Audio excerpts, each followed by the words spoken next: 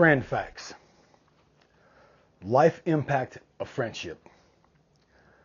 The warrior's edge mindset dedicates any and all necessary attention towards all issues of friendship because friends can have a bigger impact on a person's life than the person himself can. Friends can have powerful influence and sometimes even authority in our lives that we either don't mind or may be too naive with comfort towards them to see. When we categorize someone as our friend, we want to believe in and trust them more than we probably should. We experience heightened emotions and good feelings of thoughts of them. Therefore, we never want to spoil our view of them with insulting ideas of distrust and paranoia about them.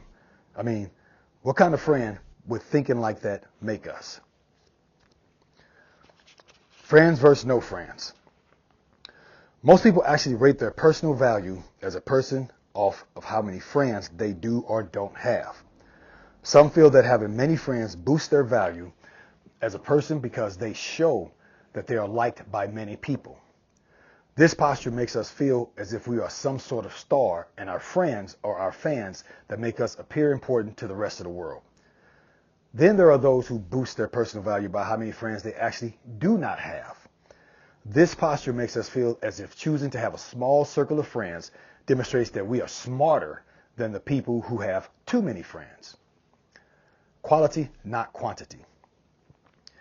Even though these two types of people rate themselves as valuable for meeting the standard that the other one views as a trait that lowers one's value, they both still are doing the exact same thing. They are measuring their importance by the number of friends they have, and both of them are wrong. Our number of friends does not reveal our value or intellect. It reveals nothing because most of the people who think in this manner have absolutely no idea of what a friend even truly is. They are simply either surrounded by people of similar interests or distanced from people of different interests. Before we go any further, let's define friend. Friend. A person who one knows and with whom one has a bond of mutual affection, typically exclusive of sexual or family relations. There are many who determine their friends based on what they gain from them, such as buying things from them, enabling them even when they are wrong, offering them some sort of protection, drawing desired attention to them, boosting their appearance to others, and much more. Today's shallow friendships are created and held together by an unfair, unspoken, unbalanced trade of one person using the other one who is too naive to realize they are being used or too meek to confront the person and leave. Just because someone likes to have someone else around them does not make them friends. Friendship is much more complicated. What a friend is. A friend is the selected person who we would never take advantage of for any reason. We don't expect or want things from our friend because we despise the thought of taking advantage of or abusing our friend even if he isn't aware of our abuse or doesn't care that we do. We highly honor protecting our friend from us and any self-serving acts that we might consider. In fact, when it comes to giving and gifting one another, we find pleasure in staying ahead of our friend. We may even feel unworthy when they are ahead of us in the give-receive game between us. We are grateful to give our friend more than he or she gives us. The most powerful demonstration of solidarity exists between friends. In fact, solidarity is the main ingredient of a friendship. There is no counting grains of sand, only the battle of trying to do as much as one is capable of doing for his or her friend. And that, I'm going to elaborate on that paragraph. You see a lot of people, they brag about what their friend does for them, what their husband does for them, what their wife does for them, and that doesn't make me a good friend because I'm bragging about what you do for me. That might make you a good friend to me, but that doesn't mean I'm a good friend to you.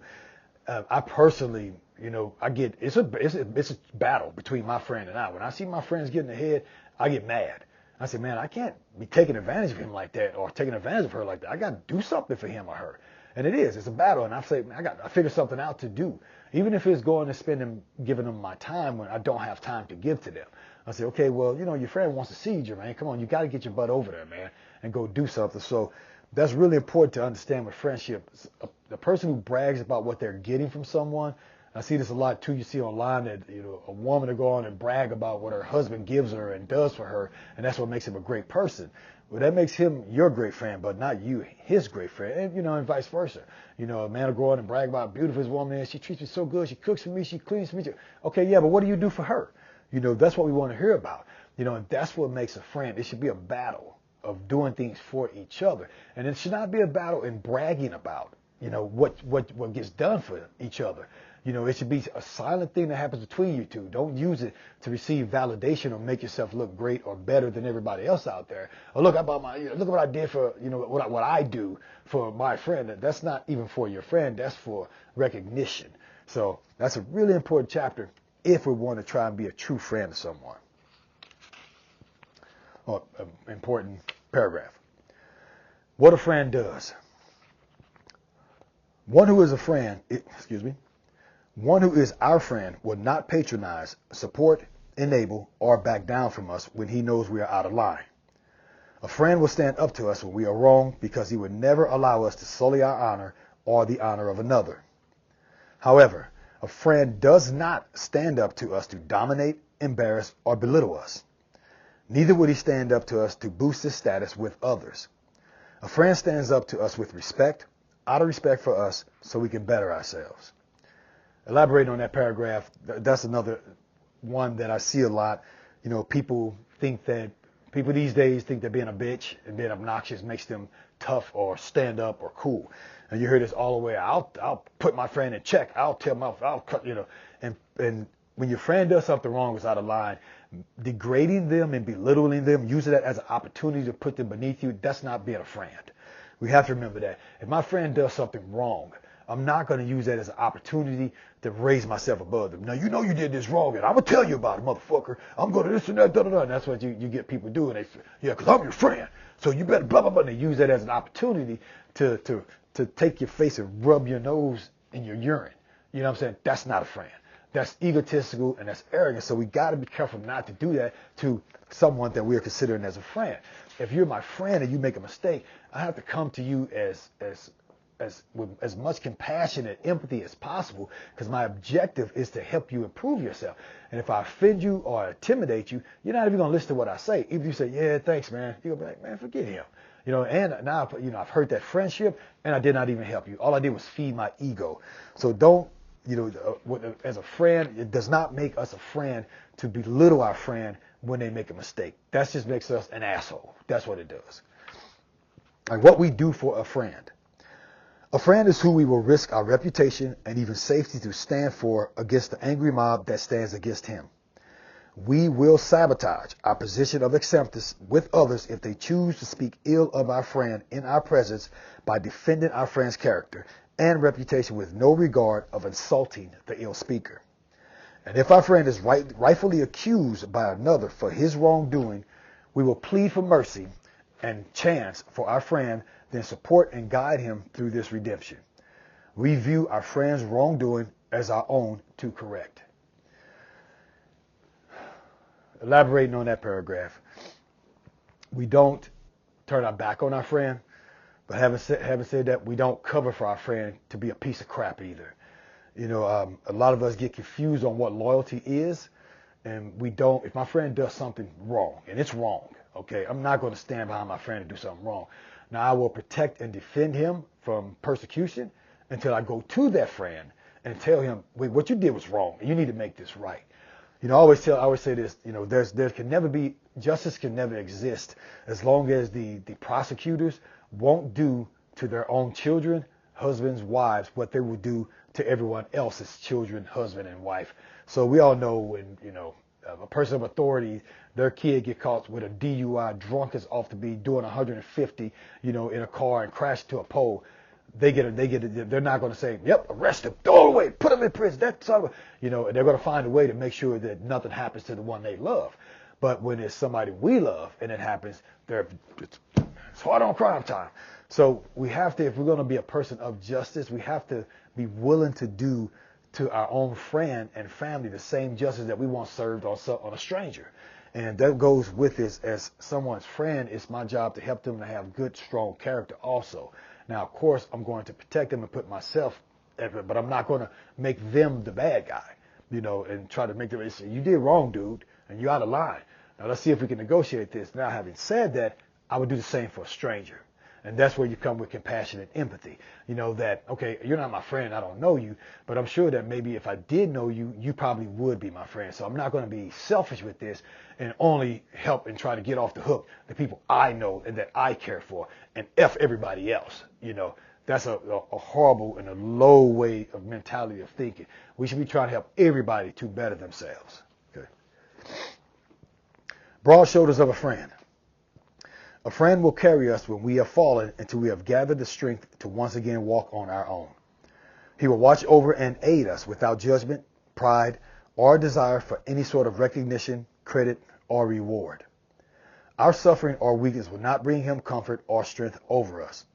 He will only want us to once again be as strong as we were or stronger. Elaborating on that paragraph, and this chapter on friends is pretty long. That's really important when you're down and out. You lose your job, you're going broke, things like that. A friend doesn't feel good about your suffering, and he gets to swoop in like Superman and I'm the hero. Yes, come now. Don't worry, I'll take care of you. I got you.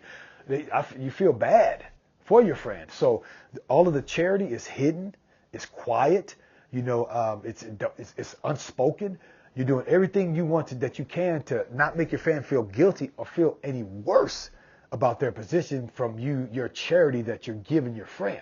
And then once you get them back on their feet, you're never speaking again about how you helped them. None of that. Yeah, remember that time that I helped you? That's not being a friend. That's not being a friend.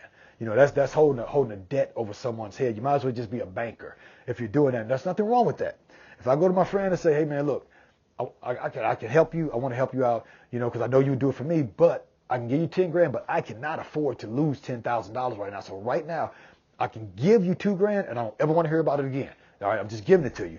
Or I can loan you 10 grand and you have to try to pay me back by this time. Can you pay that back to me? And it'll help get you out of the situation. But what's going to happen is going to put me in a bad situation too, but not as bad as the one you're in. So I'm happy to loan it to you as a banker. Outside of that, I can give you 2 grand. It's already hidden in your house somewhere. You just got to find like Easter egg, and I don't even want to hear about it. Don't even say thank you to me. It's not even, because I know you would do the same for me. And that's how it's supposed to be when you help a friend who's down and out. When your friend is down and out, he's hurt or she's hurt. Their confidence is broken. They're maybe losing people. They're losing associates. They're losing position. All those things. So the last thing we want to do is come in and brag about what we have to offer them to help pull them up and drag the sick puppy out in front of everybody else to show what we've done. That's not being a friend. Divinity of a friend. Friends will adjust, inconvenience, risk, and sometimes even give their life for each other. Sometimes they can care more for their friend than they do for themselves. A friend helps us to see and bring out the best in ourselves. The treatment that stems from our friend makes us feel valuable, comfortable, safe, important, and better every time that we get to see, hear, or just think about them. A friend is an extension of God's heart and hand to us. Friends respect each other's strengths and protect each other's weaknesses. They are guardian angels sent to watch over and accompany each other simultaneously.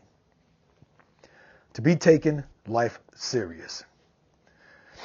As you can see from my description of what I believe a friend to be, a friend is a big part of one's life. Friends require time, attention, care, dedication, and many other deserving acts that nurture the friendship's healthy and positive growth. If we choose to classify someone as a friend, it should be a lifetime commitment of service and care to fulfill that person's life with as much happiness as we can. We do this because we are the one who claims that they deserve it. And if not, then why are we claiming to be their friend? We should only want the best for our friends, no matter what the cost is to us. Categorizing friends. I trust you with my life and my money, but not my wife. This phrase teaches you that we can't trust everyone with everything all the time, especially friends. Friends are human beings who make mistakes and change constantly. It is our duty to measure and categorize them like alternating pieces on a chessboard. Now, I know this may sound horrible to you, as if I'm saying use your friends, and that's too bad because that is exactly what I'm saying. Learn how to use them respectfully, safely, and productively for all parties involved. That makes you a good friend. This is a good paragraph I'd like to elaborate on categorizing friends, because we all have friends. I'll give you a good example. Me, my woman, she's a very good-looking woman, blessed in the body. So it can be when it's time to go out and hang out and she dresses up, she looks awesome. And when everybody starts drinking, some of my friends start drinking, I have buddies who, they're naturally attracted to her. Never have tried anything wrong, never stepped across the line, but they'll step up to that line because they just want to be near her. You're feeling good, you're happy, and they love her too as a friend. But we don't want to take any chances of anybody making a mistake that and revealing something about themselves that I don't know about. So we create parameters to make sure that they're never even in that position where they can have the opportunity to make the mistake where I got to break their damn jaw for what they just did or tried or said. So that's how it goes with friends. But and some of these guys who are my friends like this, they will put their life on the line for me. I can be running, knock on their door, have $1 million in a suitcase, and say, hey man, I need you to hide this $1 million for me. I got blah blah blah looking for me, and they're looking for this $1 million, and they're going to take me out. And don't tell them where I'm at. And they hide that $1 million for me, and the person comes knocking on the door and say, have you seen Jermaine? I said, nope, don't even know what you're talking about. And they would make sure that they wouldn't tell them, oh, he's right down there, so they'll take me out. They can keep my $1 million. I have people like that who I can't trust, and they've been put to the test, not with $1 million, but in other ways to prove that I can trust them. However, they still have that attraction towards my woman. And I understand that as a man, we have these instinctual attractions. Even me, myself, I personally have long laws and rules. Number one, here's a good rule I have. If you're my friend, your woman cannot come over my house. And she cannot even be in the room alone with me. She's not my friend. She's your woman, which makes her her friend. It makes her my friend through you as my friend. As my respect to you, you're never going to have to wonder or imagine if your girl even had the opportunity to mess around with me, because she cannot call me, she cannot talk to me. Of course, we're respectful to each other. I don't even need to have any real conversations with her unless you're in the room backing up the conversation. If you get up and leave the room, I get up and leave with you if your woman's there, or you take her with you. So those rules just help to keep all those things straight. So when everybody's having a good time, nothing mistakenly happens, or nobody has a look and wonder if something's happening. And that happens with friends all the time. I see that all the time. So keep that in mind, that you have to categorize your friends. Some friends you can trust with your woman, and you can trust, with your money, but you can't trust with your life. Some friends you can trust with your life and your woman, but you can't trust them with your money. So we all have to categorize our friends instead of saying, oh, he looked at my girl's butt when she walked past. I'm never talking to him again. Well, of course he looked at her butt. She's got a really nice butt. She's got a mini skirt on. He's been drinking, you've been drinking, or whatever you guys do. It's a party time, and he's a bodybuilder. He looks at everybody's butt. As a matter of fact, he looked at Jermaine's butt when he got up because he's recognizing the muscle. And honestly, I'm a person who does that. I look at buttocks all the time. I look at quads. Look at that, man. Look at her quads. I point out to my woman, oh my God, Beck, baby, look at her calves. Oh man, look at this dude's butt, man. His butt, I bet you could throw an anvil and a bounce off there, because I'm a bodybuilder. So I respect and look at the bodies.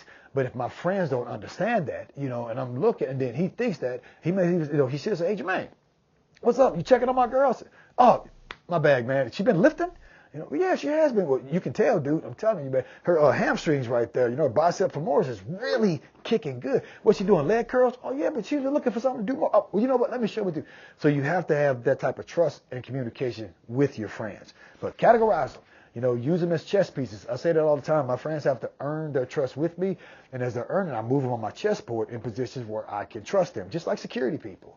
We have to be intelligent in our life with the way we do and who we pick. We can't just be childish and let just anybody jump in our sandbox and see what happens, because things are going to go bad. Because the people who make things go bad, they're going to see that we allow anybody in our sandbox, and they're going to jump in there and start tearing things up. Okay. And who's going to end up whining and crying about it later? We are. Eventually, they're going to make you a victim. Guarantee you. The game of life. Friends will function in your life like chess pieces on a board. You have to determine which ones are pawns and which ones are kings and queens. Friends will abandon and even betray you at times, depending on the needs and wants in their own lives. And you will do the same to them. If someone is our friend, we must offer them the same forgiveness and leniency that we want them to offer us, while assuring that we insulate ourselves from the potential damage that we know they can cause. When you truly understand what it is that I'm saying here, you develop the strength to safely maintain many long-lasting friendships, where you have the power to protect friends even from themselves. The warrior's friend. The one with the warrior's edge holds those who he titles as a friend in high regard, right next to the value of his own life. To the warrior, a friend is a godsend that he is ordained to protect and accompany until death. He would never be fickle about relations with any person for gain or self-service. Respect for every living person's heart is honored to never be fooled or tampered with in any way regarding relationships. Honesty and sincerity can never be compromised for any reason. And this is why the warrior can never allow the position as his friend to be accidentally occupied by a wrong, undeserving person. Because the warrior is sworn to the one that he chooses as a friend, regardless of whether his choice is sworn to him or not.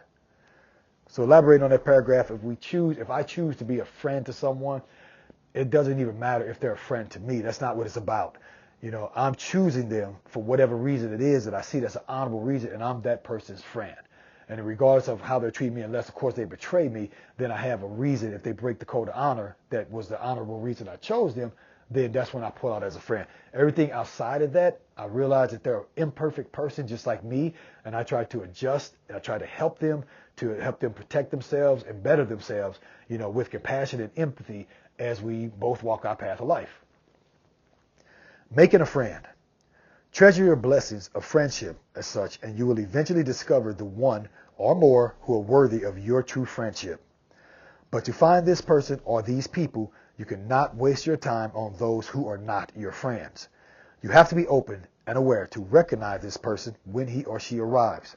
And if you are distracted with the falsehoods of entertaining and pretending with false friends, you will miss the presence of your potential real friend.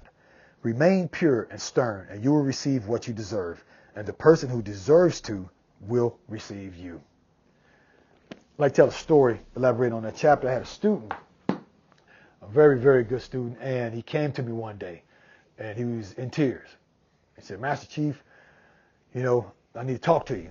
I just found out that my best friend was cheating, my girlfriend was cheating on me with my best friend.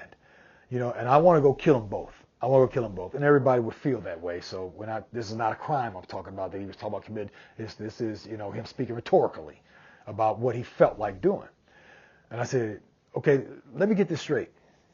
The woman who you chose as your woman, your love, cheated on you with the guy who you trust as your best friend. He said, yeah. I said, so basically what you're telling me is the woman who you loved and was probably going to marry and bring into your life for the rest of your life, proved to yourself, showed you that she's a whore. And the guy who you would have trusted with everything in your life and probably given to and to prove to you that he's a hating traitor enemy. I said, this sounds like a blessing to me. You could have made the mistake of marrying this whore and opening your home to this slithering snake. But instead, all in one moment, God revealed to you that that's not a good woman or your girlfriend. That's not what that was. Her mask came off, and it's this ugly, conniving, stinking sewer tank that's screwing around and diseased probably. It got revealed to you. And you were getting ready to marry this, but now you can see it. So it stopped you from making that mistake. And then it got revealed this is a slithering rat sneaking through the sewer, probably messing around with your daughter, who knows what else he's doing, piece of crap who you were bringing around and introducing and interjecting into your life as someone who's a trusted person. That got revealed to you all in one boom like that. And you're over here worried, crying about that? And he stopped. He said, you're right. I never looked at it like that. I said, exactly. I said, so outside of that, if you're going to die, I want you to stop thinking about him. You shut them off. You don't have to go hurt them. What's going to hurt them is them not having you anymore, because you're the valuable one here. They don't deserve you, all right? But out there is some gorgeous knockout woman who deserves you, all right? She's walking around right now. And what you don't need to be doing is you're getting ready to pass her tomorrow, and she's the one, but you're thinking about that whore, and she sees you. She's like, oh my God, he looks so. But guess what she sees? And you look at her. She's probably one of just like my ex-girlfriend. Man, what are you looking at? And she, not you. And she goes on. You just missed the love of your life because of this woman who proved to you that she's a piece of crap. So you're letting her not only control your emotions now and break your confidence and stop your life, you're going to let her control your life in the future. The same thing with him. You're going to meet some dude who's probably going to be the greatest friend in the world. And you're thinking, yeah, he's probably going to mess around with my girlfriend, so I ain't going to talk to him. And that was him. That was the guy who's going to stand next to you and be your best friend throughout your life. So we have to keep that in mind. You know, we don't just accept just anyone and just saturate ourselves with people because we want to look like we have all these friends, or we want to occupy our time and occupy our mind. We have to keep the space clear and keep our mind open for that next person that's coming. And we can't blame the world for let somebody, when somebody reveals who they are to us, don't ignore it. Don't pretend that we don't see it. Accept it as a blessing. When they prove to be a piece of crap, that's nothing to be upset about. That's whew, man, I almost married this man. Whew, almost gave this dude the keys to my house. Oh, thank you, God, for showing me that those are demons, you know, instead of angels. You know, it's not, they didn't change. That's what they were. All right. So that's good. And to end that story, this guy, as a matter of fact, right now, who can be like that, he is getting married like in about 2 or 3 weeks here to a woman he ended up finding. And they've been together, I mean, about 5 or 6 years and doing just great. So that you can see how that helped him. Now, what if he had married that girl and kept him as a best friend? What would be going on behind his back during his whole marriage? All right. So keep that in mind. Friendship is so important. Friends are a godsend when we know how to pick and choose them and when we know how to be a friend.